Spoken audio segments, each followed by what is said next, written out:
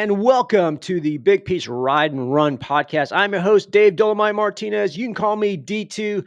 And before we dive into this great topic and subject, about adventure racing, I want to share, an event that I think is going to be a lot of fun. I'll be out there participating as well, and it's a great way to support the community.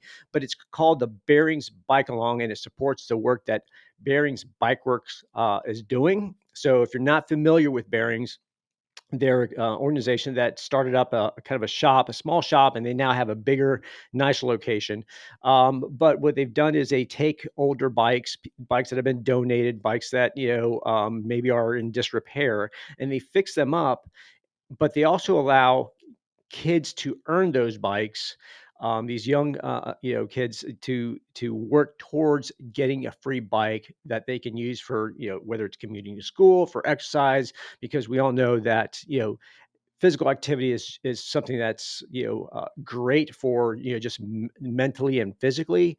And so they're able to kind of earn their these bikes through working with bike bearings, and learning some skills, learning some things that are going to prepare them for later in life. This is what Bearing is doing, and some of these actually, kids end up working within the bike industry, becoming a shop mechanic, even here locally within the Atlanta area. We're looking at this as a potential talent pool for our bike shops as well. So, trying to help these kids move into a career within the bike industry. And this is a fundraiser called Bearings Bike Along. It takes place on April 16th. You can find out more information at bearingsbikeworks.org. Bearings, BEARINGS, bikeworks.org. Register for this event. You can bike, you can ride, you can run, you can walk. Um, and it's all along the Beltline. We'll have a lot of fun activities there, very family friendly. So you bring the kids, mom and dad bring the kids. You make it an event. It takes place at the Lee and White um, development, which is right there on the west end, where Monday Night Garage and Wild Heaven and Hop City and all these other great establishments are there. And it's a fun morning. There'll be groups that'll be led. I'll be out there myself. And then for those that maybe, I think it's maybe like a 6 mile ride, run, walk, and along the Beltline. And then for those that maybe are a bit more adventurous, like myself, I'm going to participate in the later event that's called the Belt Grinder, which is a 20-mile, more of an adventure type around the city, hitting different parts of the Beltline, with some activities and some challenges. This is the first time I'm doing this, so just reading up about it. Seems like it's a lot of fun. They have a race option, and they also have more kind of a fun option. I'm going for the fun option because I really don't know what to expect, and I really kind of want to enjoy the day. So you can register and go through the Bearings Bike Works website. Like I said, it's bearingbikeworks.org to find out more details, to sign up for it. It is a fundraiser for them, so all the registrations do benefit the work that they're doing. So I just wanted to share that with all of you, and I hope that in the future we can talk more to the folks at Bearings to learn more about what they're doing, and ways that we can support them, because they're doing such a great job supporting that community in that area. So just wanted to share that and let you guys know about that. So now as we get into the topic for this week, we're talking adventure racing. And what is adventure racing? And Jeff Leininger, who is you know, has his company, argeorgia.com. He, not only is an adventure racer, but he also is a race director and puts on his own adventure races and ultras. But for those of you that don't know what adventure racing is, let me give you a little bit of a background before we dive into that conversation with Jeff. So adventure racing first started in 1989.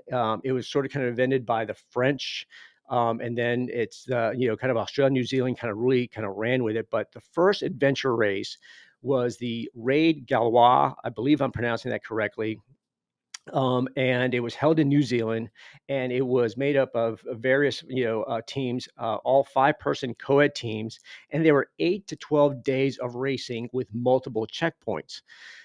and they all had different disciplines. It was hiking and trekking or trail running, mountain biking, kayaking, mountaineering. And as the race kind of developed, there were more disciplines that were brought into it that racers had to become very familiar with and get certified to participate.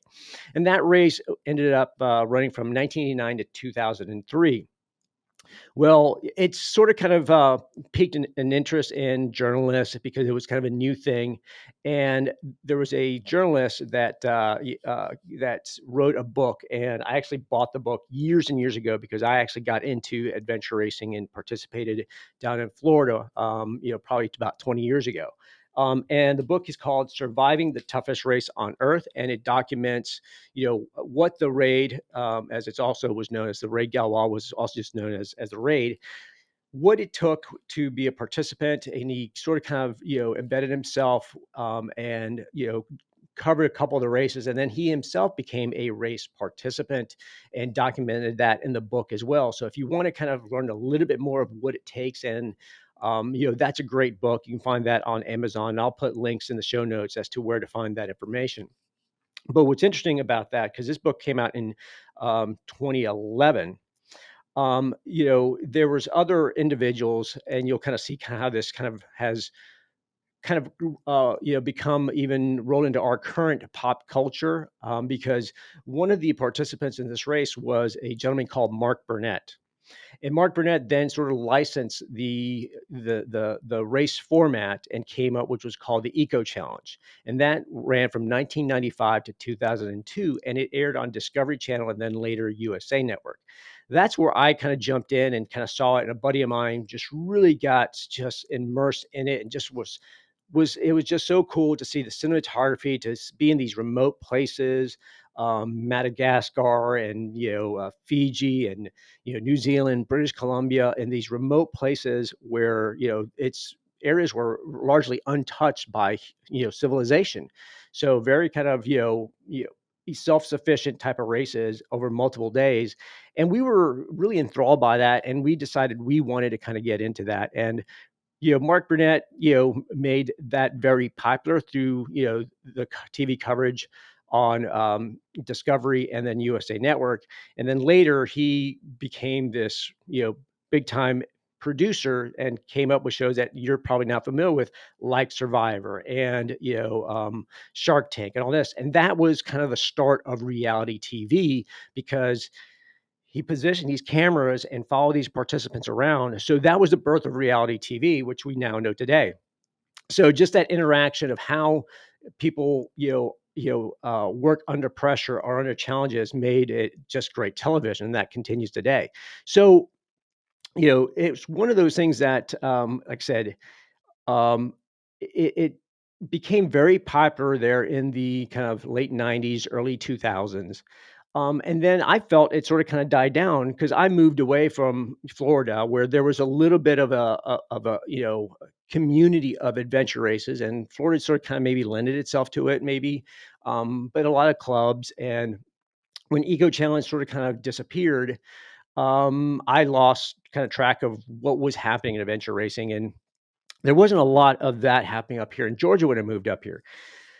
But it turns out that it's in a smaller scale, it continued to grow, and that's where Jeff kind of came in. And most recently, the Eco Challenge came back. And Jeff and his team competed in Eco Challenge Fiji, which took place in 2019. And that episode aired, or those episodes, because it's multiple days. That series aired on Amazon Prime and premiered in the year 2020.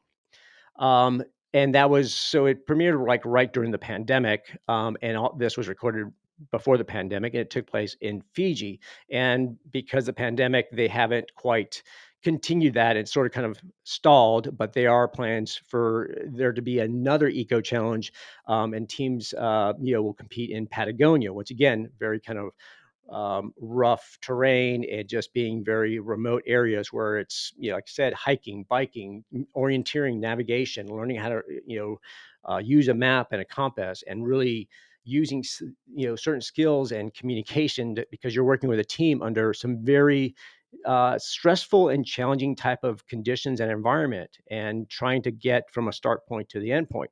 So this is where Jeff kind of came in. Jeff's been racing now for over 20 years.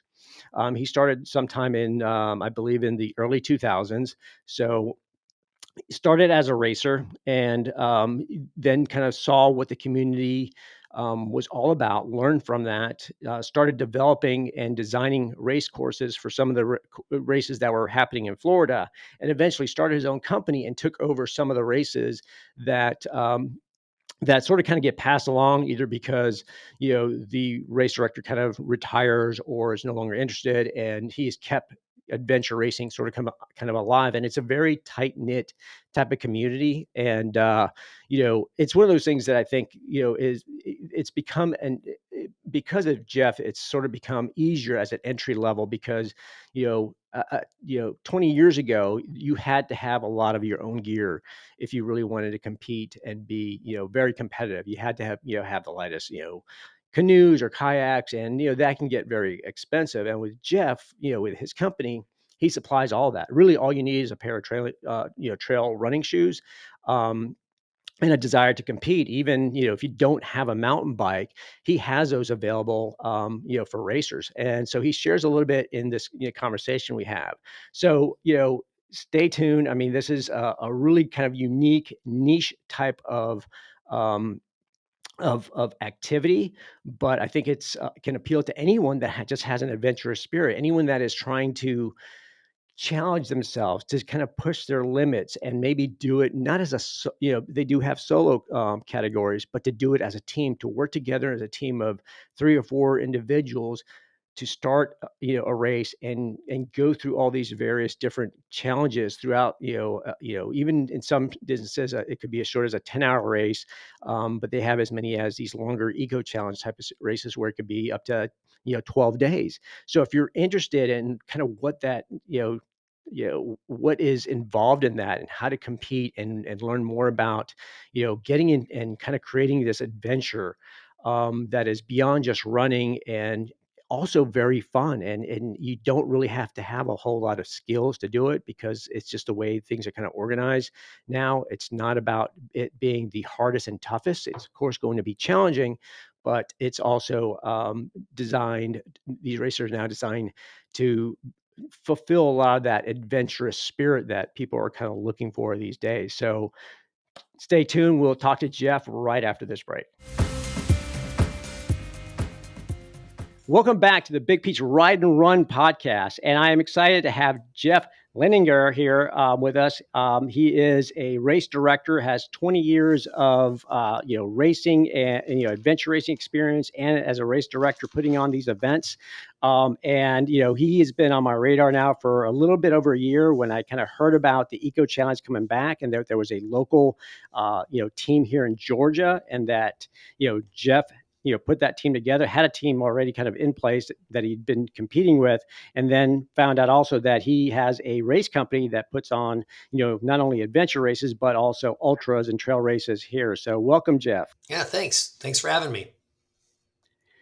So, one thing, like I said, that we were talking about previously before we hit the record button, was the Eco Challenge, and that for me, that was one of those things that got me interested back in the late 90s. I mean, Eco Challenge started in 1995. I think I caught on to it like 97, 98, and it was on the Discovery Channel. Watched it, I was like, what is this? This seems like it's such a unique kind of format. It was probably the start of reality TV, and just this documentary style of capturing these teams competing in these really exotic, beautiful places. The cinematography was awesome, because you had helicopters flying over, and you had, cameras embedded in these very rural and very hard to get places. And then they put a whole show together to document this race that, for me it was kind of cool and interesting, because it was not just a couple hours or even a day. it was several days, and the challenges that were, that you kind of came across, not only the environment but the team, the terrain, sleep deprivation, and some of these things that just made it really interesting and got me interested in adventure racing. And I ended up putting a kind of team together. So how did you get started? Did you have that same kind of similar type of experience? Was it the Eco Challenge? Was it something else that got you into it? No, it was definitely Eco Challenge. I was in Orlando. I had a brand new little baby. I was sitting on the couch gaining weight, and my wife walks in and goes, "Hey, turn on the TV. We're gonna watch this thing called Eco Challenge, and you're gonna love it." Because she knew that I grew up. My parents had property in Tennessee. I always grew up in the Smoky Mountains. I was always out running on the AT. I was always outdoors. I was always doing stuff to kind of challenge myself. So, but not at the time because I was basically with new child and I was working, a lot. And so when she brought me the show and I watched the show, I definitely got hooked right away. I was like, wow, this is something that I can really get into. I can really do something with this. And the problem is that my wife got pregnant again. We had another kid. Now I've got two kids. I got two jobs. I was trying to fend for my family. I didn't have time to do anything except go out for a run. I mean, that's pretty much the amount of time that you have when you have young children is to go out, do a quick little run and get back to the house. So it kind of dissolved for me. And not till about 2006 or seven, I really started, uh, you know, reintroducing the fact that I remembered Eco Challenge and I want to get involved in it. Searched the internet, found some races, went and jumped into a race having no clue what was going on. Went in with a neighbor of mine that was in the Navy, so I thought all Navy guys knew how to navigate. Well, what that was definitely not true. We got lost. We got DNF'd. It was just a shit show. And I was just like, well, what am I going to do now? I got to do better. So I started searching the internet and tried to get more information about adventure racing. Yeah, I mean, myself and a group of friends, it was a buddy of mine. We were roommates at the time, and so we did the exact same thing. We're sitting there on the couch, one evening, and we're like, "Oh, Eco Challenge." We'd seen the promos and stuff. I'm like, well, let's watch this, right? And we were sort of kind of like, we were never really, athletes or anything in school. We were more that recreational, type of let's go out for a run or something like that. And I wouldn't even call us real runners even at that point. But we watched the show and we're like, this sounds kind of cool. And then we ended up doing, back then I think it was kind of sort of the start of the internet. So we did a little bit of a search to see if we could find anything. We didn't find much. And we lived in Orlando at the time as well. Yeah, And I lived, with my roommate up in Altamont Springs, which is just north of Orlando. And in one of those commutes, we passed, this outdoor store, and on the outdoor sign, it was Travel Country, so it's sort of kind of like an REI-ish, but a local owned company. And they had a sign that says Eco Series or something like that. I'm like, it's like that sounds like kind of what we saw on TV. What's this about? yeah, So we went in and checked out like their packet pickup and talked to the race director, and he said, yeah, come on out, check us out. So, I think we didn't go to that particular race. We went to one later and just kind of said, let's do our homework. Let's see what this is all about. Let's check out the format and how does this compare to the Eco Challenge? And it was a sprint series race. And for those that don't know much about it, the sprint series races are like, a shorter format. It's, anywhere from 4 to maybe 6 hours, and, so it's something you can, it's that entry level type of race. And so we went and we checked it out and we saw, okay, well, they've got canoes, and this was all done at state parks where they had canoes, and it yeah, was fairly easy, accessible, and mountain bikes. And there was not a whole lot of gear. And I remember that we went out and saw this race, and all of a sudden we're just kind of in that transition area. And all of a sudden we see paramedics, and we're like, what's going on? And someone had endoed over their bike, and their bar end didn't have, I guess, plugs at the end. So sure. that bar end ended up kind of impaling them through their thigh. And I was like, this is crazy. What do we do? Do we really want to do this? And yet somehow we still signed up for it because there was that little bit of a challenge, of racing, of doing something different, of pushing ourselves to do something out of the norm because we were working in a very kind of corporate environment. We were working at a TV station at the time. Yeah. So it was, we're out of school, out of college, and we're like, we need something new. We need something exciting, and we're young enough. And so let's try an adventure. So we ended up putting a couple teams together, and then we started experimenting and learning. And to this day, those individuals are probably one of my closest and tightest friends.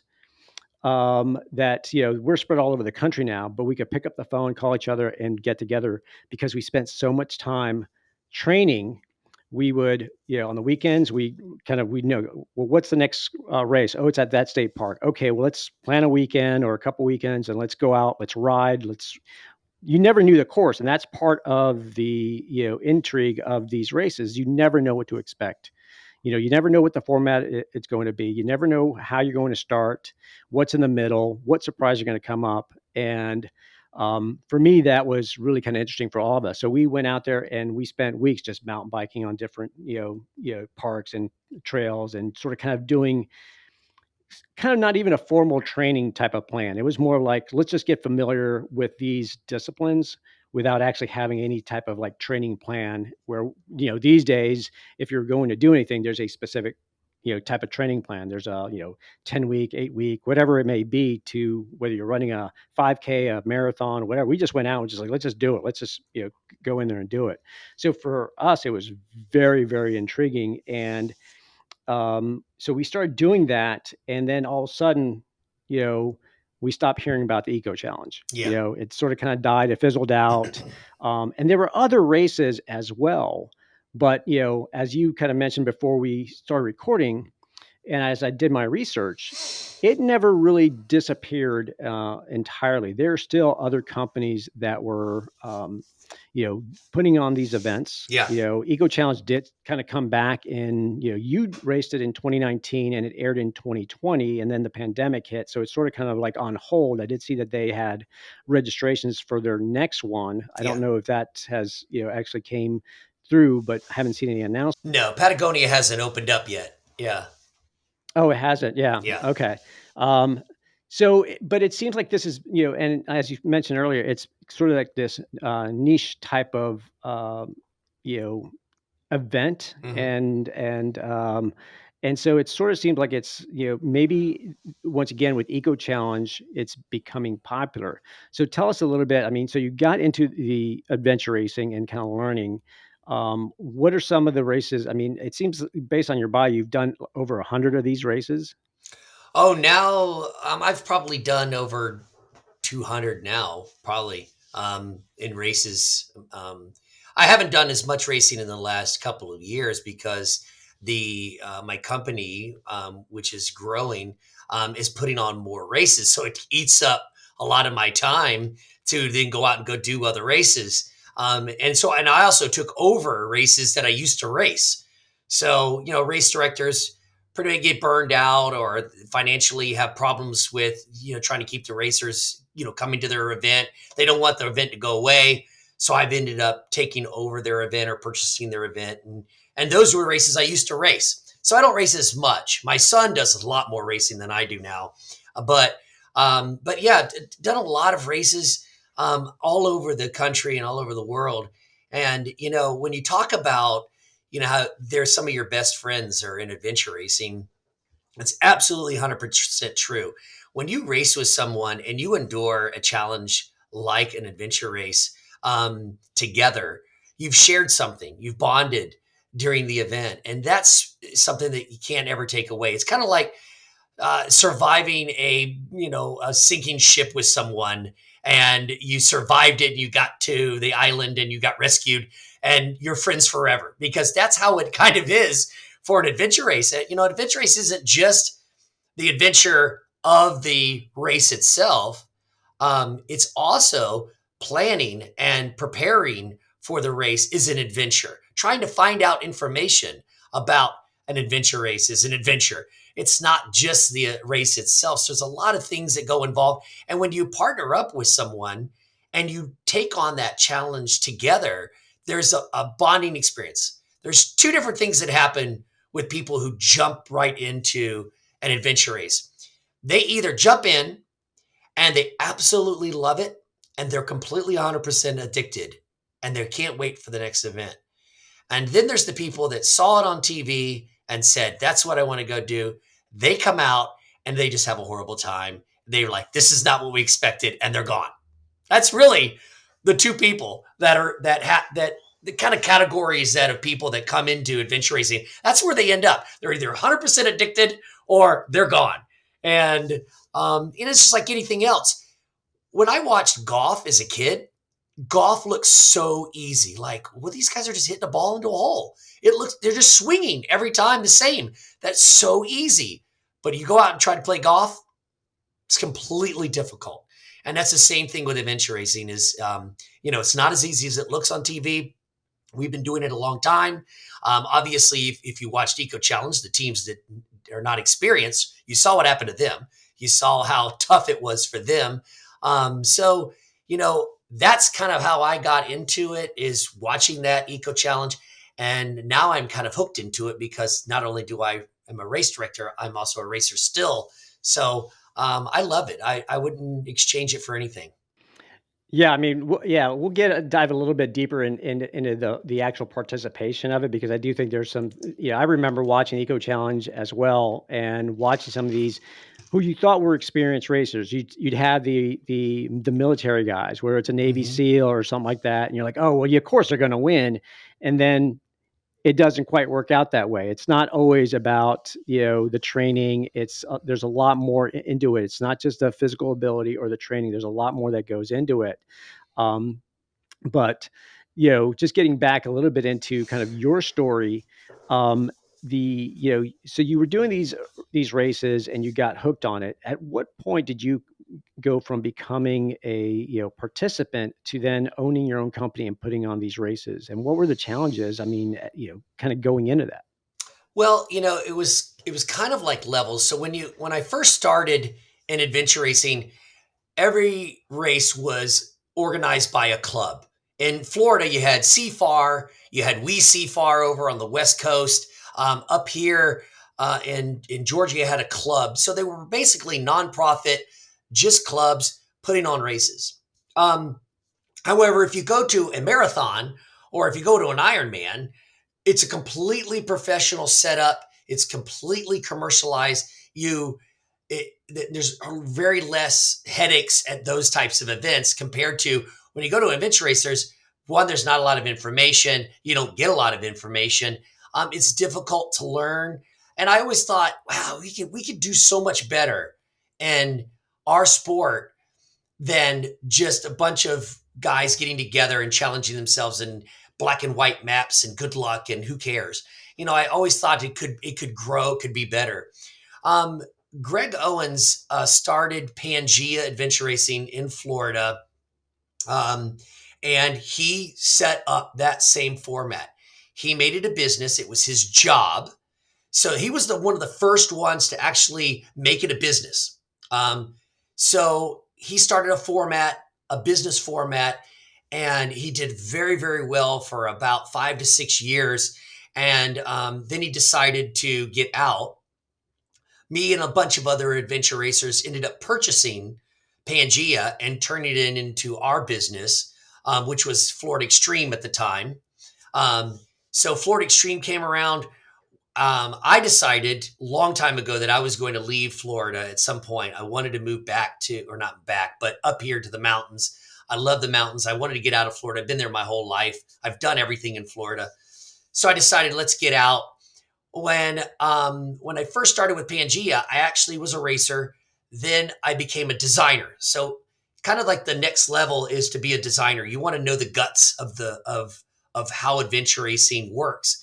Learning about the inside of adventure race really helped me become a better competitor, because I thought I got the mind process of what's this designer thinking here when he's placing a checkpoint? Why is this so difficult? Well, you got to think like a designer. So from the designer, then I became a race director underneath Pangea. And then from there, when we bought Pangea, and then I decided to leave and start my own company here in Georgia called AR Georgia. I already was a designer and a race director. now I was able to put it all together into a company. And that's kind of how it all started and how I ended up here. Yeah, that's pretty cool because I think, putting on a course, designing a course and trying to, there's a lot of logistics and that's one of the things that I want to kind of get into as well because, you just came back from doing your race or putting on your race C to C that starts on the West Coast of Florida and finishes on the East Coast. And it just crosses, a lot of mileage and, Yeah. you've got off road. I did see that some of the mountain biking happen at Santos Trail, which I remember biking there. That's just an awesome place to go and bike if you're a mountain biker. But just the different bodies of water to cross and all that.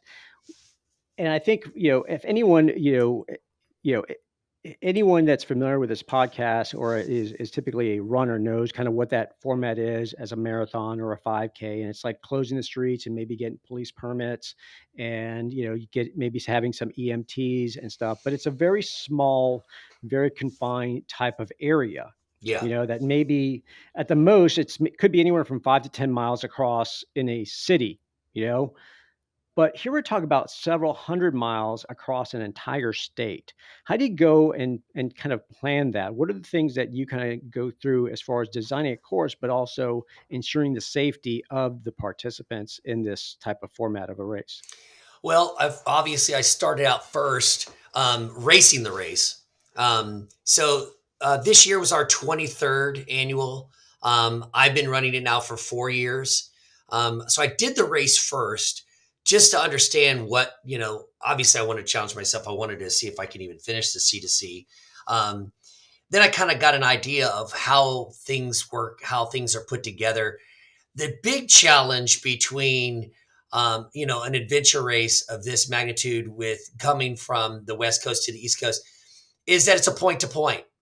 We have to move all of our logistics ahead of the runners and the racers in order to get all set up with aid stations, as well as move their gear, move their bikes, move their boats, move everything, keep moving in front of them. So it's like a race within a race. I have to race ahead with my crew, get everything going. And then I have to shut down behind me. I've got to sweep behind me and make sure that everything is taken care of, closed down there, everything's cleaned up. There's nobody else remaining there. So it is definitely more of a challenge. I love the point to point format. Most of my races are point to point. I like to load them on buses. Don't let them know where I'm going to drop them off. And that's the surprise. And then drop them off somewhere and they got to work their way back to the finish line. Like a marathon, it's pretty straightforward. As a start and a finish, and all in the same spot. You go out and you run around the streets and you come right back. Logistics wise, it's just one location, one aid station, one transition area. But an adventure race is always moving at that point to point. For safety, GPS tracking came around. Good GPS tracking came around about 6 to 8 years ago, where it was reliable in areas that didn't have cell phone coverage. And we've been using a tracking system ever since. So every team has a GPS tracker. We can track where they are. That really helped for sweeping. We didn't have to sweep the course. We didn't have to sweep behind and make sure everybody was off that section because we could see their tracking. Then, of course, we have tried our best to keep as much of the race off, major roads. We try to keep them off road. So that then brings in the permit nightmare.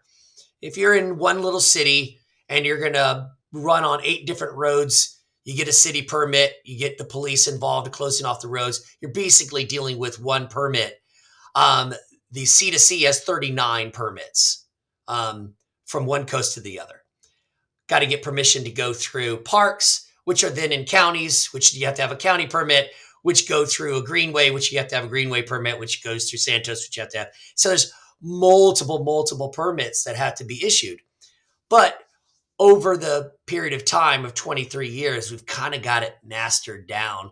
Each person that takes over the race is pretty much handed off the information to the next.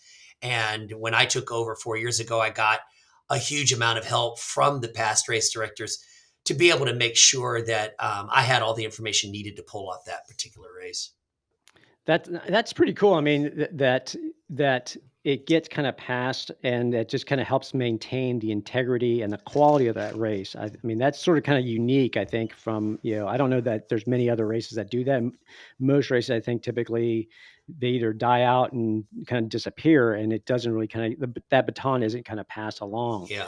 I also, based on my experience, and it's interesting to learn, and at least through your company, the way that you do kind of transport a lot of the gear from site to site, that there isn't really a requirement to have a Sherpa or a crew that will carry all your gear, because that's something that I remember in the past in some of the races was required. Now, in my instances, the race I did were sprint races, so it was always kind of going to one central transition type area, so there wasn't a whole lot of that. But and in those races, as well as I mentioned previously, they were at state parks, which had their own kind of canoes, and so there was very little investment in gear. But when I moved here to Georgia and I was looking at adventure racing, it's that was not available. The one company, I think, or the one event that you had to have everything. They just Yeah. sort of kind of designed the course, planned out that course, and you had to have your own canoe or kayak. And I just was not prepared to spend that kind of money, so I kind of backed out of it. But then you also said, and I found this kind of interesting, for people that don't have mountain bikes, because for these type of races, mountain biking is a requirement. You also rent mountain bikes. You provide them. Yeah, that was something that was, one of the, once we started, basically, I bought 80 canoes and I bought 25 kayaks. Kayaks are for the soloists, which is also brand new to adventure racing. That wasn't a thing back in the day. It's new now to be able to be a solo racer, to come in, because some people are military. They don't know if they're going to be able to come to the race, or they're going to get called to duty just before the race. So they don't want to commit to a team. Some people just just aren't friendly. They don't have friends, so they just want to race solo. So we started offering that. So when I bought all those boats and I bought all those, they're all exactly the same, an even playing field across the board. Because when I first started racing, I noticed that I would have to bring my own boat, which I borrowed a canoe from a neighbor, and it was just an old town, real heavy canoe, doesn't even move hardly in the water. The team that's next to me shows up in this, 20-foot fiberglass racing canoe, kayak, or whatever, and is flying by me at 6 miles an hour. And I'm struggling to keep 3 miles an hour on the water. And I thought it was a little unfair. But again, back when adventure racing started in America, they didn't think about money. It was, since it was a club, they were pretty much, you could get into this race for $50. So you didn't pay a lot for racing. You had to bring everything. You had to transport everything. You had to get a friend to help you, but it was only $50. Well, the C2C is now $1,000. And when you look at that, you're like, wow, it's $1,000. But an Ironman is $1,000, sometimes up to 1,500. And it's a 1-day event. And they don't move anything for you. It's all stationary. This is 3 days for $1,000, and we feed you all 3 days. So, but now you're paying for all those services. And a lot of people were leery on, oh, is this going to work? Are people willing to pay? They're so used to $50, are they really going to pay the $1,000 for us to do everything for them? And all they have to do is focus on the race. Well, obviously it worked, because the C2C went from 8 teams, and last year we had 100 teams. So it's now, come a kind of turned around full circle. Adventure racing is continuously changing. It's continuously modifying itself to fit the needs of all the athletes that keep coming in. One of those things is athletes just don't have the proper gear to do the race. Last year's Blue Ridge race, I had a girl rent one of my bikes, and she had never ridden a bike before to that day. That was her first day, was riding the bike in the 10-hour Blue Ridge race. And I said, she's never going to make it. There's just no way that somebody's never ridden a bike. Her boyfriend was there, taught her, like before the race started, was teaching her how to ride the bike, and she was wobbling around. And lo and behold, she did the race and finished without ever riding a bike before. And I was blown away. But that's kind of like the mountain bike thing is something that we offer. We offer paddles now, PFDs. We have all the gear that you need. You pretty much just need a pair of running shoes, a backpack with a bladder, and the mandatory gear that we have, which the mandatory gear is reduced dramatically from the day I started. Now there's like 6 pieces of items that you need, where before there used to be like 60, like rope that we don't ever use, but you need it just in case something happens. And all these things have changed. And I'm really like where adventure racing is today.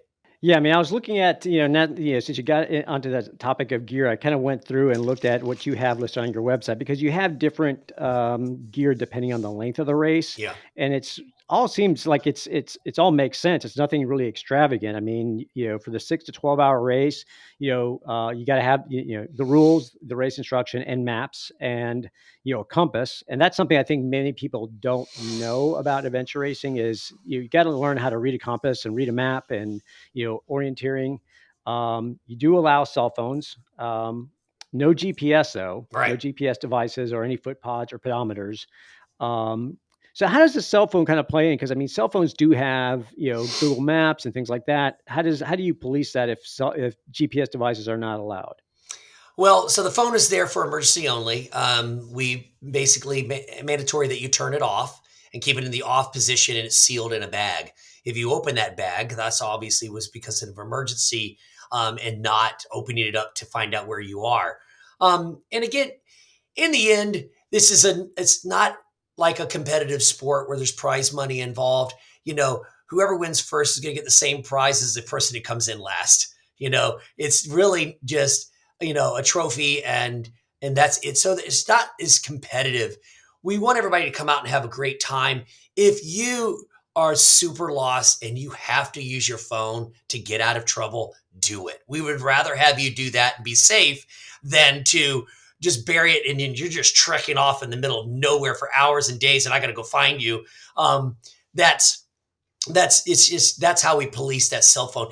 Teams look at other teams and watch other teams. If you're caught cheating, it's such a small group of people that are involved in adventure racing. It's such a small family that word would spread really fast that you were trying to cheat in a sport that is relatively based on etiquette. Right. So there's a lot of trust and I guess honor among the racers. So that's good. Yeah, that's good to know. I mean, I'm thinking back to when I was doing it, and I mean, cell phones were around, but they didn't have GPS on them, and even any type of GPS devices didn't really exist, or at least were definitely out of our price range at the time Yeah. if they were available.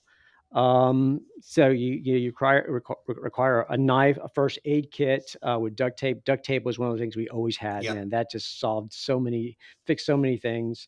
Hydration pack, as you mentioned, that could carry 2 liters of water, whistle, and then lights for the bike and the helmet. And then for your longer races, you've included lighter or waterproof matches, glow sticks, which obviously once you're going into darker times, you need that to kind of be visible Yep. or to be tracked, and the the survival emergency blanket. I think there's been times I think that we always said it'd be a good idea for us to have when we were doing them, but we just figured we'd never be out there long enough. But I do remember at one point we could have used one. We ended up out at actually the Santos Trail. We were out there, mountain biking and got caught in a storm, and we were freezing cold because one of our buddies ended up taking a spill, actually ended up with a concussion. And so we were completely drenched, wet, rushing to the hospital, took him to a fire station, got him to a hospital. And it would have been nice to have an emergency blanket, something to kind of help keep us warm. Um, but water purifier, water purification tablets, which makes sense, especially on those multiple days, especially if you're going through different bodies of water, like in this last race at sea to sea, and obviously a headlamp. So that's I mean, it doesn't seem like it's a whole lot of expense, and as far as for that entry level for someone wanting to get in. It's interesting that you said that you had that a woman that had never ridden a bike before. Was she one of those that did it for the first time and got hooked, or was like, that's it, I'm done? Have you seen her come back even though she finished? Yeah, she did. She did sign up again for the Blue Ridge race. Um, I think that that's kind of one of the things that is exciting about adventure racing is that the first couple of times that you come out, you're not going to be you're not going to be as good as you want to be. You're going to experience things. We have a past triathlon Olympian that pretty much once he saw Eco Challenge, he's come on board in the last year as an athlete, and he has, in his mind, he can win everything because he's an Olympian. And he's coming to adventure racing. He's Right. just struggling, and he's just mad, and he's angry about his performance. And I kind of had a talk with him and said, "Listen, this is part of the adventure. There's so much to learn about adventure racing." And the navigation kind of was tripping him up because I said, "Listen, you in a triathlon, you just put your head down and you just just look for the turns. They mark it. There's people yelling and screaming this way, this way. You're on your own in an adventure race." So the navigation seems to trip everybody up. Navigation back in the day, I'm talking about back in when you were racing, um, the clubs, they didn't care about return customers. They didn't care about customer care. They didn't care about the racers. They really wanted to make it as difficult as possible because that fed their ego like, oh, I made a difficult course. This is so awesome. Just like Eco Challenge, I made it really, Yeah. really difficult. And that wasn't a good business format, for trying to grow the sport or grow your company. And so when Greg came in, he made a format a little bit different. What he did was he basically designed his courses with half the checkpoints were very difficult to get to. The other half of the checkpoints were low hanging fruit on the tree, easy for a person to just come out and enjoy themselves, grab a couple of checkpoints, and get to the finish line. Again, you're ranked based on how many checkpoints you get in the allowed time that you're during the race. So it's kind of like an Easter egg hunt. Whoever comes back with the most eggs and the shortest amount of time wins. So, but in the back of the day, everything was hard, everything was difficult, and it was a challenge to find the checkpoints. So that's how adventure racing has evolved in the sense that somebody like, I forgot her name, I apologize, but she comes out, she's never biked before, she's never found a checkpoint before in her life, she never navved, but her boyfriend was doing a general navigation for her. They went out and got 8 checkpoints and came to the finish and was happy as can be. The winners got 30 checkpoints and got to the finish line and were happy. So now when racers come from the elite all the way to somebody that doesn't even know how to ride a bike can come out and have a great time and experience an adventure and still make it to the finish line and sign up for the next. Yeah, you're right about that because I do recall back in the day, when we were doing it, that there was sort of like you said, like sort of like this ego or this.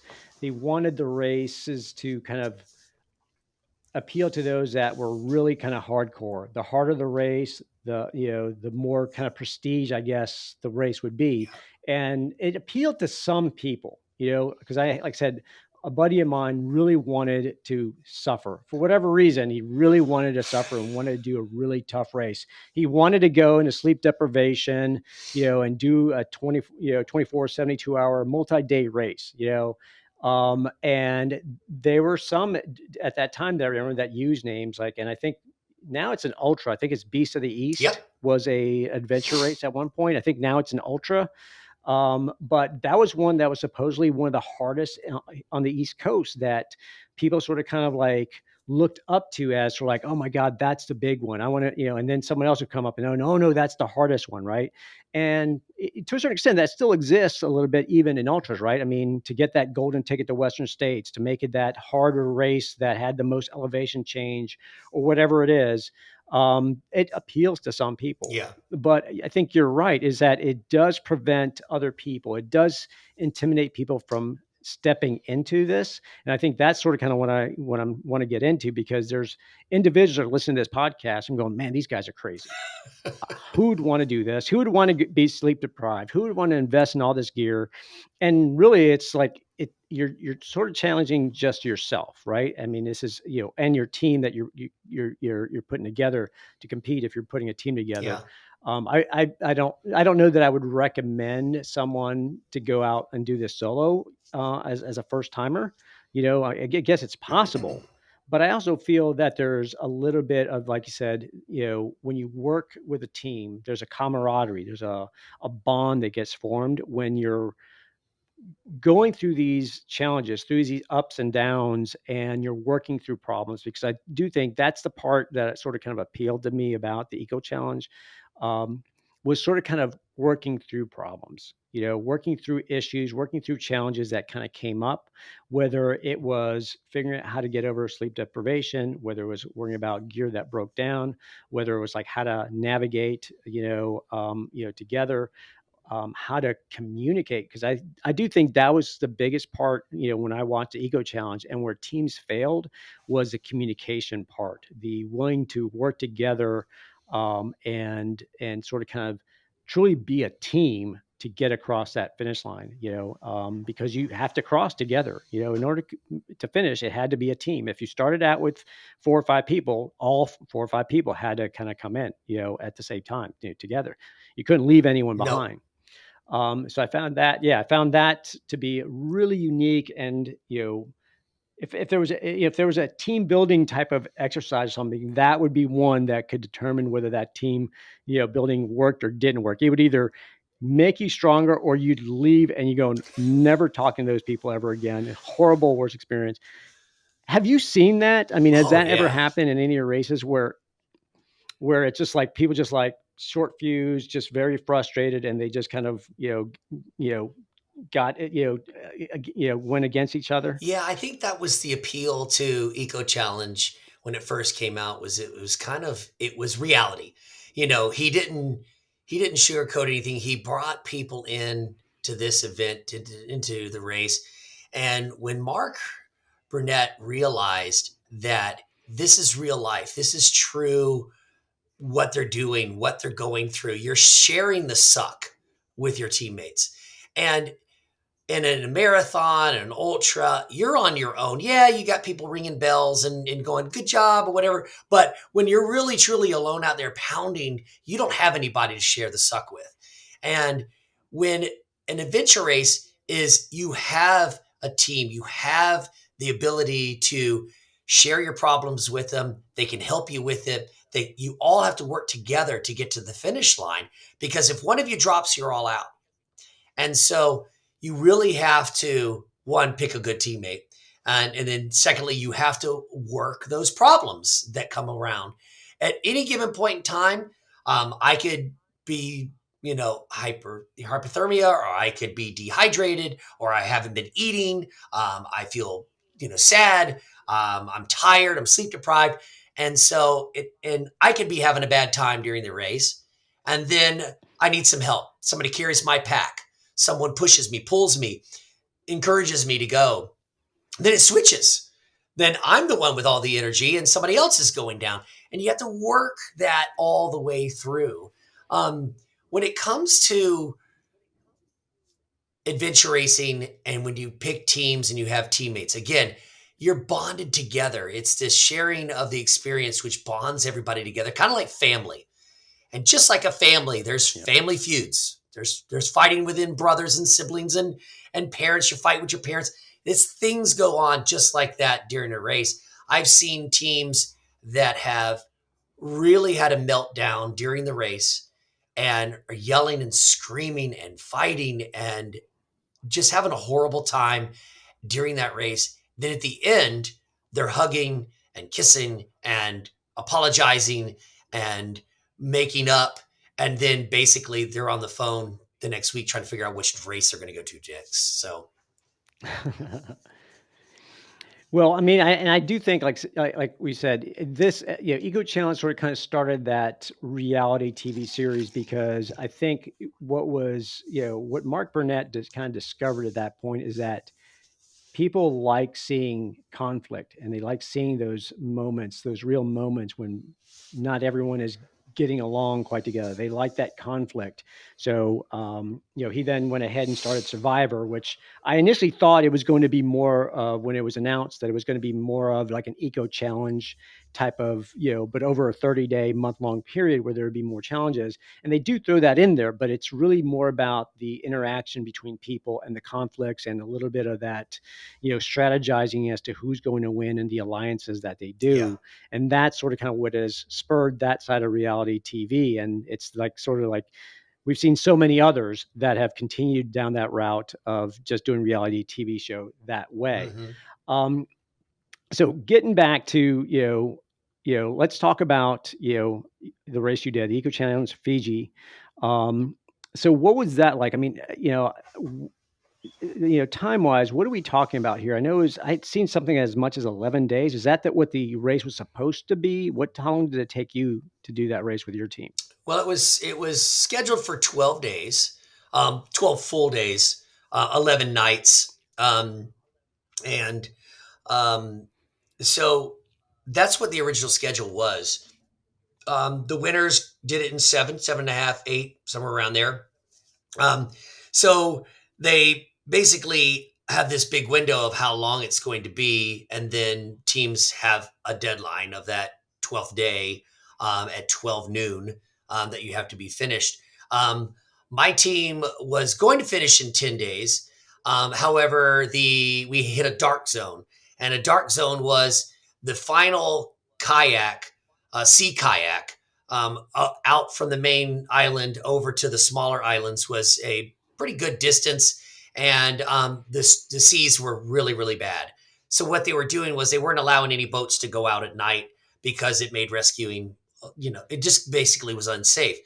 So we got to that dark Right. zone, and you had to be there by 6 o'clock, or you hit the dark zone. We got there at like 5:30. So we thought we were able to go out on the water, but they stopped us, and we were held for till the next morning, till 6 o'clock, or we would have finished in 10 days. We finished on the 11th morning.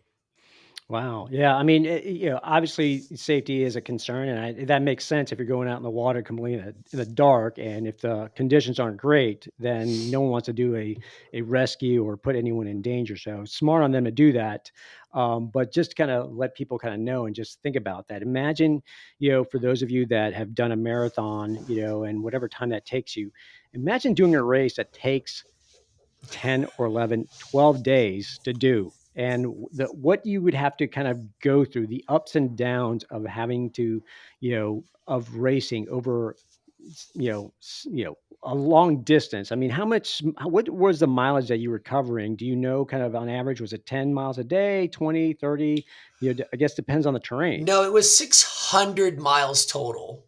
Um, or yeah, 600 miles or 600K, somewhere around. I completely forgot. It's either, I think it's 400 and something miles and 600K. And so we were having to cover a huge amount of distance each day in order to make the cutoffs. If you see the show now, you'll see the cutoffs. People didn't make the cutoffs. Um, my team headed out pretty fast in the early stages, and we ended up with a 24-hour lead on the cutoff. So from there, we were pretty comfortable throughout the race. We slept a total of about 8 to 11 hours for the 11 days. The last day when we stopped for that cutoff, we were pretty excited because we were like, "Oh, we don't have to race again till the morning." So we got a good amount of sleep. But up to that 11th day or 10th day, we only had 11 hours. We were averaging an hour a day. And people, again, they're listening to this and they're like, "That's insane. There's just no way you can do that." And what happens really is the human body is really good at adapting. And after the day 2, day 3, day 4, your body kind of starts to go, oh, is this what we're doing every day now? Okay, well, all Mhm. right. Just like if you went out and did something like you went out hiking the AT for um, for a couple of months, your body gets used to sleeping on the ground, getting up, being uncomfortable, being cold, being wet, whatever it is. It just gets used to it. So my body was being tricked into thinking that I was getting 8 hours of sleep a night by getting that 1 hour of sleep. We tried to target to sleep around 1 hour before sunrise every day. That was kind of always our Okay. target. Yeah. No matter where we are, plop down, go down for an hour nap, sun comes up, you wake up, and it pretty much is a trick. And once the sun is up, you pretty much can stay up. It's those wee hours in the morning that were difficult. But again, the human body kind of, tricks you, or you can trick it into believing that it's gotten a full night's sleep and you can keep moving. Um, Injuries are a different story. Injuries during a race don't heal. So that's why most of the people were extracted from the race, is because they would occur in an injury. And over the days, it just got worse. Even a simple scratch can turn into an infection. And you have to really take care of those things. And that was some of the reason why most of the teams had dropped. Yeah, I mean, that's one of the things that I do recall, because obviously in most of these races, you're going to very kind of unexplored, maybe even untouched areas by, any human, right? And so you don't really know what you're going to encounter. Now, going, in preparation for that, if you're going somewhere like Fiji, are there certain things that you take, any like precautions as far as vaccine and shots or things like that you take, for various, viruses that are known? Is that part of the preparation before you arrive in Fiji, or for really or any race that is outside of the U.S.? Yeah, I mean, obviously it was 2019, so it was pre-COVID. So we were kind of just looking at Right. different ways. The first thing that we did when we found out that it was Fiji, we looked up all the dangerous animals that we were going to encounter. And surprisingly, there are no dangerous animals on Fiji. The most dangerous animal is a sea snake, and it's out in the ocean. Which means you're going to be in a boat, or of some type. So that was the most dangerous. There's no snakes on the island that are venomous. Okay. On the island, there's no wild boars, there's no tigers, lions, bears, nothing. Just not. It's so we were like, the most dangerous thing was a weed, and just stay away from that type of weed, and we're pretty safe. But the jungle whacking was very very difficult, and something that we kind of underestimated was the element of weather on Fiji. We did some research to find out that half the island is wet and cold, the other half is dry and hot, which is kind of unusual, but it was absolutely 100% true. Um, and so that was kind of the preparation. Vaccines. It's an isolated island. Pretty much the people are there in the interior of the island. Have been there forever. The outside islands are all where the tourists are, and those are always at risk for different things. But we pretty much just did research on deadliest animals. We didn't really care about. Now the water was horrible. Um, you definitely had to be careful of the water. A lot of racers got sick because they didn't take the precautions to purify their water.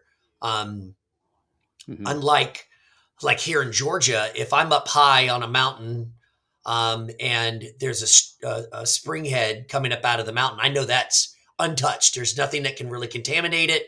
I can drink right out of that with no problems. In Fiji, wild livestock is allowed to run everywhere, roam. There's no fences, and they go up high up on Hmm. top of the mountain and contaminate the water. There's no bathrooms in the villages. They pretty much just go wherever they want to go. They wash their clothes in the rivers. They bathe in the rivers. So the rivers and the waters are contaminated. So you really had to be careful where you got the water. And that was one of the precautions that we kind of knew ahead of time. Okay, well, that's good to know, because I do remember. I think if there's anything really that would be sort of kind of dangerous, really it's the terrain itself, right? I mean, the a possibility of rolling an ankle, of going over your bike, things like that that could do bodily harm, but nothing really that I guess like dangerous animals. Snakes would be the one thing because I'm not a fan of snakes, and if they're poison snakes, I'm like I'm not going anywhere near there. Yep. Um, but as far as your team, because I did look this up, and and I did see that your son was part of your team, and then as I looked up, was before we started recording and before you came on, I was like looking, I'm like he started racing at the age of 7. He started doing adventure racing at the age of 7. Yeah. Um, that's, I mean, to me, that's amazing because I don't know of many, I mean, I don't know what the average age is of an adventure races, but Like I think 30. back when we were doing it, yeah, back when we were doing, I mean, I was in my mid 20s and I never would have, I mean, I think I would have been going a 7. I mean, and not only that, I probably would have gotten beaten by your son. I'm one of those guys that, at a 5K, when I first started running, and I'm like going, I'm getting beat by a 10-year-old or a 5-year-old, Yep. um, that's pretty impressive. So what is it like to race with your son, to go out to Fiji, to be out there 10, 11 days with your son? What did that do to your relationship? Did you guys bond? Are you really tight now? Or, because of the racing, did you butt heads? What was that like during that time in Fiji? Well, we were just again, I had shown him all the videos of Eco Challenge. He knew of Eco Challenge. He's been racing with me for several years, and so this was like a lifelong dream for him to be on, to be doing this race. So we didn't have any issues, obviously, any time during Eco Challenge because we were just thrilled to be there. It's kind of like I don't have to be the life of the party. I don't have to be the most popular, but at least I'm at the party. And that was the kind of the aspect that we Right. always had. We're at the party. Just have a great time. There's no need to try to win. There's no need to worry about the cutoffs. Let's just have a great time. Hunter starting at such a young age was absolutely not the norm. Um, I was at the time I was designing races at the time, and Hunter was playing football and he was curious about adventure racing. He had heard my stories and seen me coming home covered with mud, and he thought it was cool. And so he convinced my oldest son, which was 2 years older than him, hey, let's do an adventure race with dad. But the problem was I was the race designer, so I couldn't race my own race. So my wife's father said, I'll take him. So they basically did their first adventure race when Hunter was 6 and Cameron was 8. And it was just a 3-hour race. It wasn't really long. Had a great time, got covered in mud.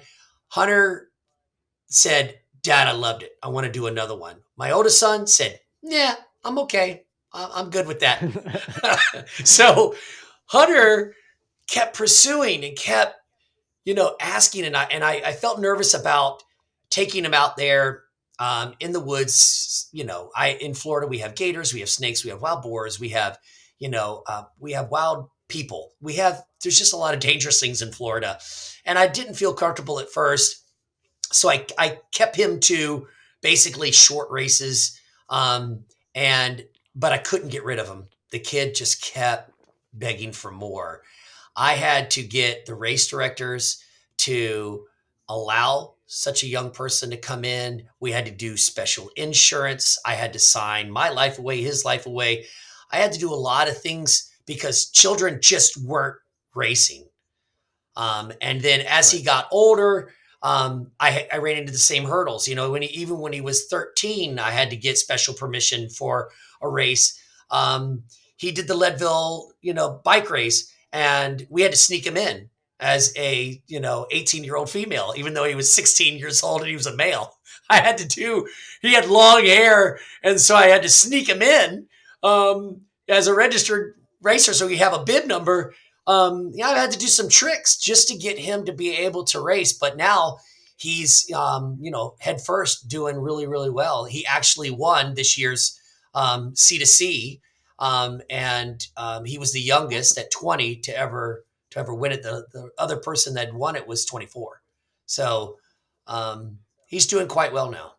Yeah, I expect that he's going to have a very long and career in adventure racing, and probably going to make a name for himself. I'm going to make sure that I remember him, because even like I said, back when Eco Challenge was around and there was Team New Zealand, you had and names that I still remember: Ian Anderson, Yep.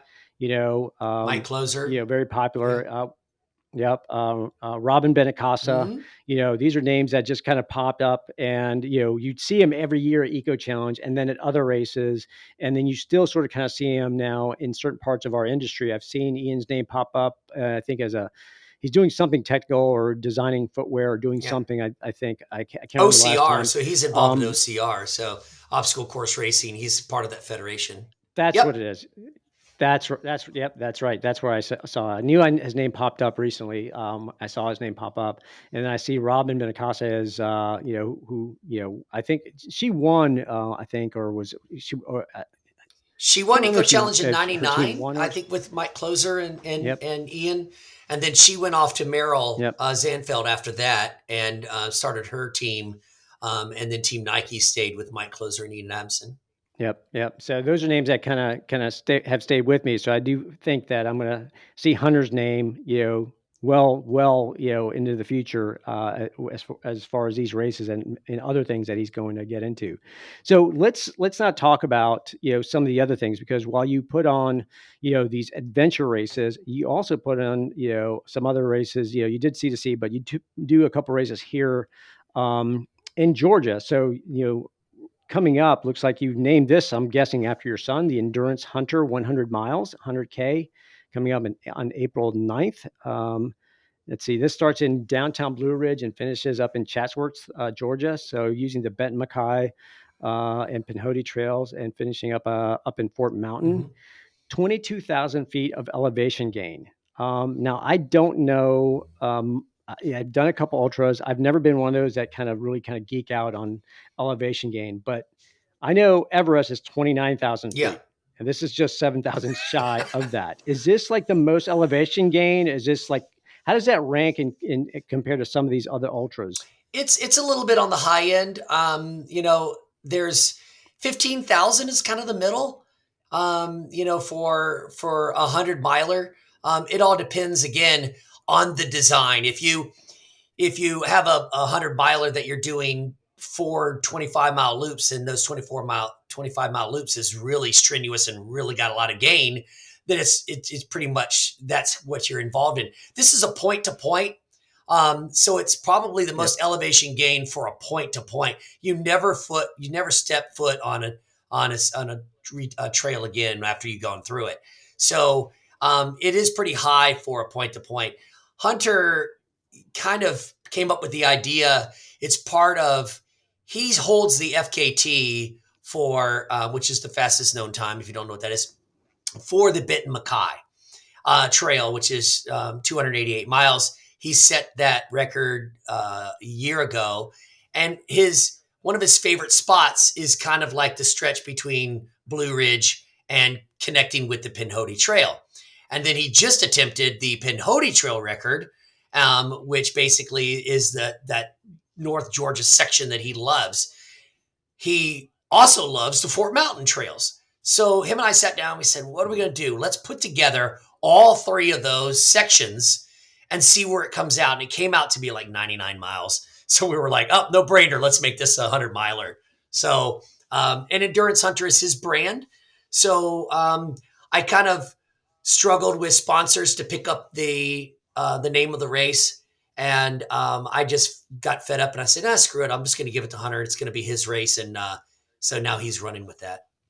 Oh, that's awesome. And I mean, the other thing that I saw is that, and I'm not, like I said, I've done a few ultras, and I don't know many that give cash prizes. You've got $500 dollars going to the first male and the first female, and then a $250 bonus for the person that beats the course record. Yeah.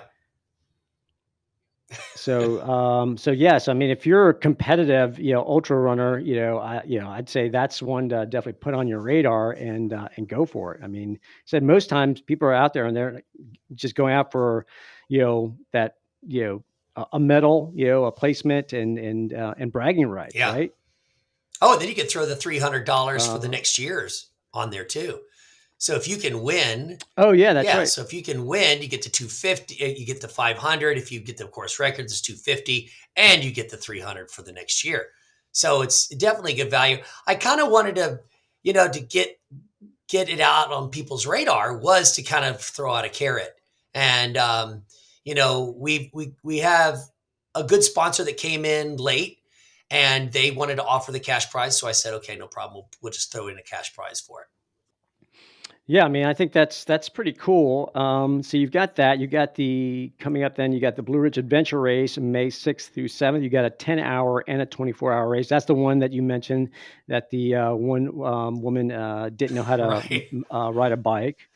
So the let's see, the 10-hour starts on the Aska Trail system, which I'm very familiar with. I've done a lot of trail running up there and did a couple ultras there. Paddling on the Toccoa River. And then you got the 24 that it goes to Amicalola Falls State Park and mountain biking at Bull Mountain. And start and finish is in downtown Blue Yep. Ridge. Um, Fort Yargo, you got an ultra 50K and 25K on May 28th. Yep. Hogback 24-hour adventure race. It includes whitewater rafting on the Ocoee River, which has class 3 and class 4 rapids. And I've whitewater rafted. That is no No. joke. Yeah, that's some serious business there. So as far as for a race like that, do you allow solo for that type of race and to do solo kayaking? And how do you? Because you got to be experienced to do that type of whitewater class 3 and class 4 rapids. I mean, even as a team, I've gone there with where you kind of show up for the day. He's like, you want to do a half day or a full day, and you get a guide, and he's like, okay, you want to have fun or you want to take it easy, and he knows all the routes and the lines to take to make it either as safe as Yeah. possible or get that adrenaline pumping as well. So how does that work? I mean, I'm assuming there's no guides. This is all their team and they do this, No, right? there are guides. Yeah. So Oh, are there yeah, so guides? there's guides. You're not alone. You're not in my canoe going down class 4 rapids. The first year that Hunter and I did that in 2015, the hogback was introduced in 2015. Hunter and I went and did the race, and pretty much you start. We were bussed over to the raft put in, and this is all through the rafting guide. And we pretty much just all jumped in the boats and rafted down the river. And then we got out. And that was kind of like when the race started. So it was like a rafting, but not in the race. It was just rafting down the river. And then everybody got out. And that's when the race kind of started. So in 2019, I was going to bring it back. I'd planned to bring it back, but then Eco Challenge hit. And so I had to prepare for Eco Mm-hmm. Challenge. And then I'm like, all right, I'll do it in 2020. Well, it's in 2020, COVID hit. And I'm like, oh, crap, now I can't bring it up. So we just successfully brought it back last year, 2021. And I worked with the outfitter there that handles all the rafting. And I said, I want to make this a race. How can I do this? This is what I want to do. I want to have a prologue at the beginning of the race that separates the teams. So I did about a 30-minute run to get a checkpoint, and that separated the teams. As soon as they come back, let's say the first 5 people or 6 people come back from that trek, they jump in the boat and that boat takes off, and it's a race down the river. The guides are Okay. allowed to race whoever is in their boat down the river. So now it became a challenge for the rafting guys to like beat their buddies. And then the racers were Got it. racing to try to beat, position themselves during the race. So it turned into this chaos of just really a lot of fun where they can actually race. And then the guides basically take you down in a 6-person raft down safely through the rapids, but you are at race pace. So the front guys wanted to race really hard. The middle of the pack kind of just were leisurely racing, and the back of the pack pretty much just had fun. So that's how the race started. And then whatever position you come out of the water, you're in the position to start the race, continue the race. Okay, yeah, that sounds for me at least, it sounds so much better Yeah, because, anytime I've been on the Ocoee, it's been with a guide. I've done the full day and especially after a heavy rain, that gets really kind of crazy there. I mean, yeah, and it's no joke. You gotta be experienced, and the fact that you got experienced guides that are taking them down, that just makes it so much better because it's an adrenaline rush. If you've never been on the Ocoee and whitewater rafting, there's plenty of great companies out there that'll do it. And whether you're doing it for a race or just doing it for fun, just to kind of explore, just the Tennessee yeah, area, it's something I would definitely recommend.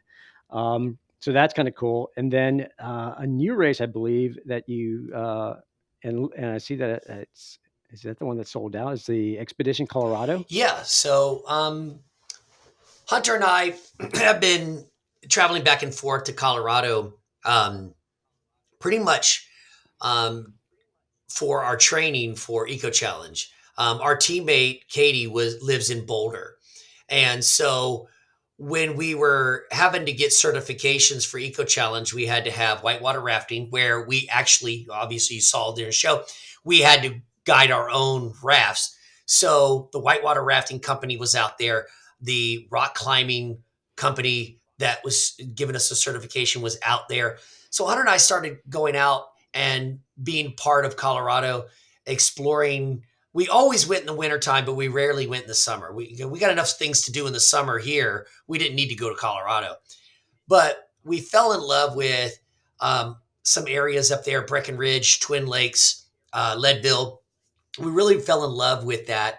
And we were asked by several people to put on a race out there. Can you bring something like C2C to Colorado? And we started playing around with the idea in 19, but then of course COVID hit, and we thought Yeah. we were going to bring it in 22. We thought we were going to bring it in 21. Now we've waited to 2022. Um, so when we announced that we were going to put that race on, it just got an immediate buzz across the community of adventure racers. And within a month, I sold out. And I was blown away with the fact that everybody really wanted a race in Colorado. I was, as a business person, you're like, oh man, you're just throwing darts at the board and hoping for the best. This one Right. was, I don't know if I'm going to be successful. I thought maybe we would get, 25 teams, and that's kind of the norm for an expedition race, especially first year. And we're at 60 teams now, and sold out. So I Oh, was I wow. was really set back by that. I'm really happy that they really won a race in Colorado. So we're kind of excited about it. Yeah, I mean, Colorado is just a great place. You mentioned some of those places, and I remember, prior to, I think it was 2019, prior to the pandemic. I mean, I went out there, and I was out at Twin Lakes. I was out in Leadville. I was out in Breckenridge. Breckenridge is one of my favorite places to ski. But I made a whole week out of it because I was actually out there for the Leadville 100. Now I wasn't racing. I was out there as going to be a pacer. And the runner that I was out there, I never got to pace. She got injured. She actually started the race with a stress fracture Mm, and kind of pushed through. Didn't even really know it was a stress fracture. Just knew that she had some pain. And about 30 miles in, she had to drop out. And it was weeks later when he got diagnosed with a stress fracture. But I was like, well, I'm out here. I'm like, I'm not coming out here just for a weekend. I'm not flying out to Colorado and just going to run in the middle of the night and then fly back home. It's like I'm making it this vacation. So I ended up going out to Twin Lakes, and running the trails there, and then going out to and running around Copper Mountain, and then heading over to Vale and Breckenridge, and it's a beautiful area, yeah. beautiful. So the views there and the terrain is just going to be spectacular. And so I'm not really surprised that you sold out and that that there was such high demand for that. So that's awesome. That's very cool. I also see that you're putting on the Adventure Racing Solo Championships, and it's right here in Ackworth, Georgia. It's a 24-hour adventure race, Yeah. So that's a new concept and again. Again, the solos have taken off. I mean, there used to be one or two solos in a race, if lucky, or even if the race director would even allow yeah, solos. Um, Insurance policies changed to where we were able to allow solos, and that kind of opened up the door. I started solos about 3 years ago in races, and it's just grown. So one of the things was, you know, it's top teams or top racers move from teams to teams. They're always trying to find that right formula of partners to be able to be consistent in winning races. So people kind of move all around. And so when you start looking at rankings of like the best teams in America, you know, it's it's hard to tell who's really the best because people move around a lot. Right. Who's the best, adventure racer? Who's the best athlete in adventure racing? You know, and so when it came to the solo championships, I was like, well, here's your chance to prove it. Here's your chance to prove that you're the Yep. best athlete, the best navigator, you're the best at adventure racing. And I kind of threw out the idea. And again, I always throw out these feelers. We're a small family. I mean, we're relatively maybe 5,000 athletes in America that are in adventure racing. So it's very, very small. Throw some feelers out there. Is this something they wanted to do? And got great feedback. So we're putting on the solo championships. I put it right here in my backyard so that it's easier for me to manage. And it's real easy to fly into Atlanta. And so this will be the first annual solo championships. And everyone is excited about it because they're ready to prove themselves as the best. So I'm kind of excited to see what happens. So how many solo, how many participants do you have in that solo category for this championship We'll race? sell out at 100. And right now, I think we have 40 signed up. So, Hmm. Okay. Yeah, because I would agree with you that back when I was doing it, I think the first couple of years there were no solo involved, and only teams. And at the time, I think it was teams of three when we were doing it in the sprint series, and then it was interesting because there was one guy that did it solo, and he sort of kind of did it as a training, yeah. and you might even be familiar with his name.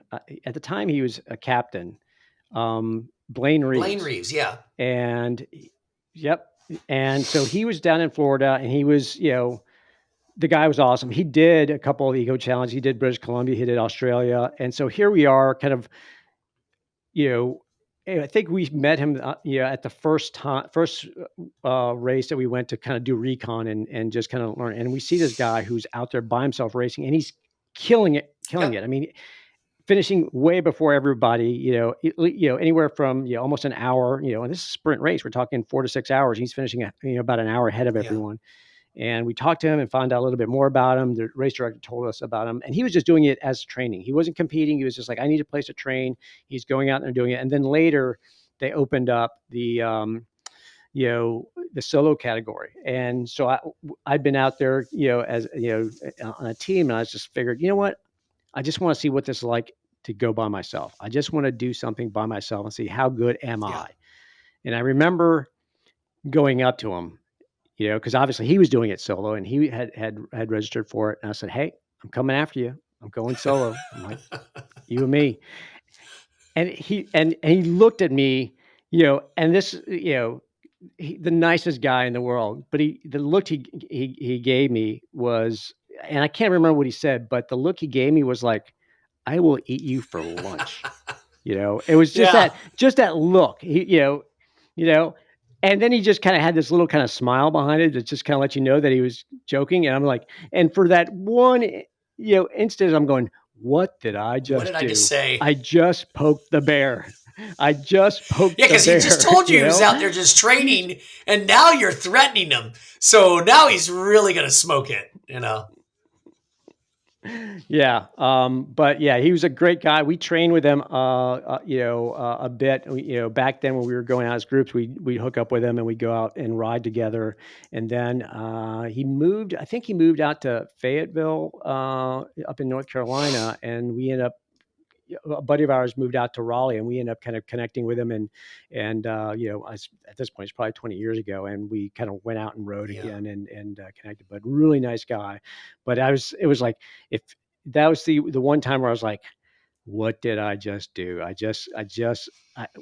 I don't have a poker face. I'm not intimidating, but I was like, I should have just kept my mouth shut and just flown on the radar. But it was fun. It was a good moment, and just once again, it's that camaraderie and that family of just adventure races.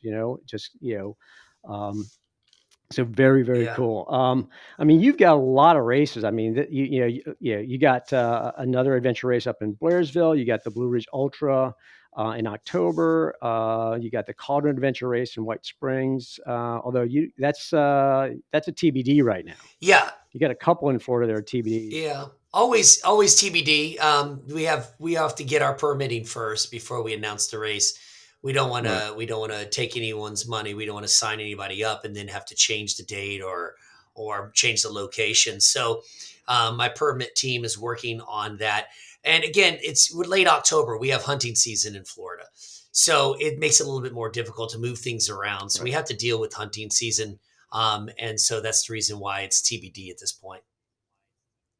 Right. Well, I mean, it's understandable. I mean, based on the last couple of years, there's been a lot of events that have sort of kind of been TBD and either canceled because of the pandemic, or not sure if they'll proceed, or like I said, cancel altogether. So pretty cool. The Blue Ridge Ultra, October 8th. So most of my ultras, the first ultra I did was up in Blue Ridge, so I'm very familiar with the Aska Trail system. Our owner, Mike Cosentino, actually lives probably about a mile from the Aska Yeah. trails. So he typically runs those from his house. So that might be one. If once I get back into doing ultras, I sort of kind of jumped in and did them for several years, and was doing, in the fall was doing, anywhere from 2 to 3 50 Ks over a 2 month time Yeah. period. And then I just sort of like, okay, I'm done. And so I might get back into it. I do miss trail running. I love trail running. But that might be one, because that's always October is it's a very good time to be running up there in Blue Ridge. It's like the leaves haven't quite Yeah. fallen, so you can see kind of what's underneath. I remember doing one in late September, and I remember there was a hot one, and finishing, and it was like 90 degrees by the time I finished, and I had some heat-related type of issues. Yeah, this will be our third year or there. um, So, or no, it'll be our fourth year there. Sorry. And we've had great weather. It's either cool or it's raining, which is still cool, but we haven't had anything hot because it's like that yep, first weekend in October is right when it's starting to change. The leaves are starting to change and the temperature starts to change. So we've had it lucky. yep. So if anyone's interested in doing any of Jeff's races, it's argeorgia.com. If you're interested in doing any type of adventure racing or ultras, and you want to really kind of challenge yourself and do something different, go to argeorgia.com, and check out the full calendar there of his races. And then I do know that for those of you that are interested, and maybe if this episode has got your piqued your interest into adventure racing, he's got a section under resources under his website that has some Facebook Live type of episodes that he's recorded that talks about either specific things about some of the courses and how to prepare for them, and and kind of what to bring and kind of what you need to do to prepare for them, or just talking about adventure races in general. If you're first, if you're wanting to get in and want to learn a little bit more about it, and things like paddling techniques, what to pack, navigation, and a variety of different topics, including trail running. Check out his website. And final thing, Jeff, as far as since we primarily talked about adventure racing, which I do think is kind of cool, and it incorporates so many different things. What advice would you give to someone that maybe is interested in either putting a team together or going solo and just getting into adventure racing? Well, the information is so much more available now than it used to be, when you and I started. Like you said, you tried to find information and the web was so fresh that you barely found anything. That was kind of our adventure. Now it's a little bit Yep. easier for people to get involved. Again, um, finding a teammate would be the best. To share that experience would be the best.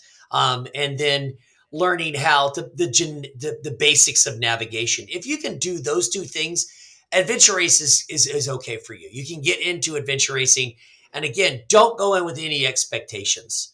Um, I suggest, which has been very popular, is volunteer. Reach out to us, volunteer. There's a volunteer button on our website. It tells you everything how to volunteer for a race. Then you can come and see hands on what people are doing.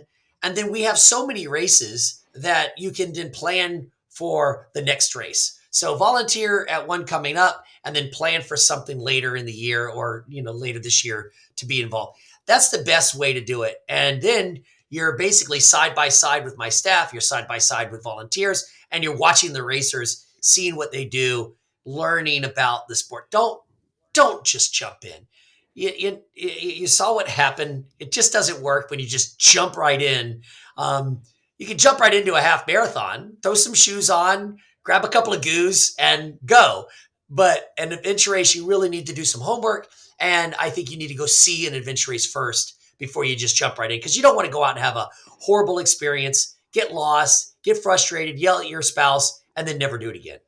Right. No, that's great advice. I mean, for anyone that's kind of in the Atlanta area, the races here that he's got, the Blue Ridge Adventure Race that's coming up in May would be great to volunteer at. We mentioned the Adventure Racing Solo Championship in Ackworth would be great. And I know that based on some of the metrics I looked at, we've got quite a few people that listen to our show out in Colorado, Denver specifically. Yeah. So if you're out in that area and interested, the Expedition Colorado would be a great one. I mean, if you're out there, what I'm talking about as far as the terrain there and the beauty that's out there. So that'd be a great one to go and volunteer and learn a little bit more. Jeff, thank you so much for taking time out of your evening here and to talk about this. And hopefully we get a lot more people interested in adventure racing, and that things like Eco Challenge do come back and sort of, expose more people to this really interesting and very cool, sport that I think is one of those things that, we've all have, at one point, maybe even done a triathlon. But if you're looking for that next thing, that next challenge, because things like triathlon are very, it's a solo type of sport, and, I went from triathlon and then got into ultra because I was looking for what's the next challenge. This, adventure racing could be that next challenge if you're interested in doing something like that, doing it as a team environment, really kind of bonding with that community and really kind of pushing the boundaries of those lows, that we all come from these endurance races, and taking that to a new level, and really learning more about yourself. Because I think that's the biggest thing when we do these type of races, is that we learn more about ourselves. We get more in touch with who we are and how we deal with things, and then also how we deal with life in general because of those experiences. So thank you very much, Jeff. Really appreciate it. So thank you very much. And, we'll wrap this up, and, don't go anywhere. We'll be right back after this break. And welcome back. And man, that was a great conversation. It brought back so many memories that I have, and just the friendships that I, you know, developed doing these races, and some of these folks that I race with are, one of my closest friends. And what we did on these races, the way we worked together, created a bond that just made us tighter. And you kind of start knowing who you can count on and who's got your back. And these are individuals from my world, from that I just, have just, man, it's just so much gratitude and love and appreciation for them, because of just kind of what we went through. And to use a term that gets used a lot, embracing that suck, to be at those low points, um, and just kind of going through it and kind of helping to lift each other up, because we all have those different points where we kind of go, to a low point where we have some strengths in some areas and some weaknesses in others, and we kind of balance that team out, through our different various skill sets. So it brought back a lot of memories, some fond memories, some good times, reminiscing about the good old days, if I can say that. And even after we hit the stop record button, Jeff and I kind of talked a little bit about various different people that we had sort of kind of come across through adventure racing, and some familiar names, and and that just great community. So if you're interested in, participating and just are intrigued, go ahead and check out argeorgia.com. As I mentioned, there towards the end, he's got, videos there that are a resource, AR 101, on his website, that just provides videos and discussions as to how to prepare, what you need, what are the things to kind of prepare for specific, races. And I think, it's a great introduction, because when I started, as we kind of mentioned, when Jeff and I both started, there wasn't a lot of information out there. This is very new. The internet was very, very young. There wasn't a whole lot of information out there. And even then, the information, if you could find it, was very slow, because we were all up on the old modems and dial-up speed. So it just took forever to find any information. But he's got that all available. He's got some ultras if you're really not into getting that deep into adventure racing. He's got the Blue Ridge Ultra and a couple others, the Hunters. 100 endurance. And so check those out if you're a trail runner. I think they're very challenging courses. It's piqued my interest. I think I'm going to get back into trail running a little bit more seriously. I've done it more for enjoyment. And so I might put those races on my calendar. And then at the same time, as he mentioned, go ahead and volunteer. If you really want to know a little bit more about these races and how they work, and kind of do your own kind of homework and see, these, races kind of in action, volunteer, go out there, check the races out for yourself. Like I said, I had so much fun. And if you've got a group of friends that have that same sort of type of adventurous spirit, man, just go for it, man. I think it'll be really, really rewarding for you. So just a reminder as well about the Bearings Bike Along I mentioned at the beginning of the podcast. Would love to have you guys out there. I'll be out there participating in the belt grinder later in the afternoon, but I'll be volunteering also in the morning. So I'll be out there all day. So stop by, say hello, support this great organization, Bearing Bike Works. They're doing fantastic work in the community. And, we partner up with them, and we'll be doing a lot of different things throughout the years, hopefully, and, supporting the work that they do and complementing some of the things that we're doing as well. So hope you had fun on this little journey through adventure racing and this interesting topic that I think is going to become a bit more popular, I think, once Eco Challenge returns and just kind of makes it more mainstream, and becomes more mainstream media and gives some more coverage to it. So jump on in, and hope you enjoyed that journey and the conversation. And we'll be back in 2 weeks. Until then, remember, may your best miles be those just ahead.